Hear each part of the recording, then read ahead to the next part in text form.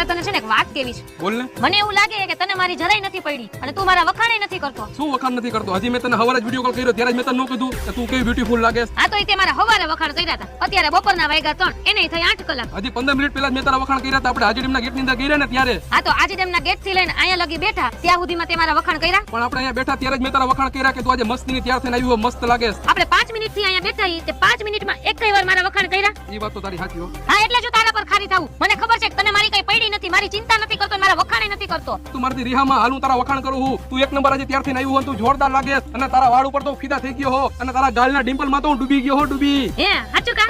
એટલે જો તારા ઉપર ખારી નથી થતી, મને તારી ઉપર દયા આવી જાય. હવે બીજી વાર ધ્યાન રાખજે નહીંતર હું પાછી ખારી થઈ જઈશ હો. પાછો બંધ થઈ ગયો ને એટલે જો તારા ઉપર ખારી થાવું એટલે જ. મને ખબર જ હોય હું બોલું ત્યાં લગી પોતે બોલશે, હું નહીં બોલું તો પોતે નહીં બોલે. હું ખારી થાય તો પોતે શાંત થઈને સાંભળશે, હું બોલીશ તો પોતે મીઠો થઈને વયો જાય. કા હે ભગવાન બધું આપજો પણ આવી ગર્લફ્રેન્ડ નો આપતા.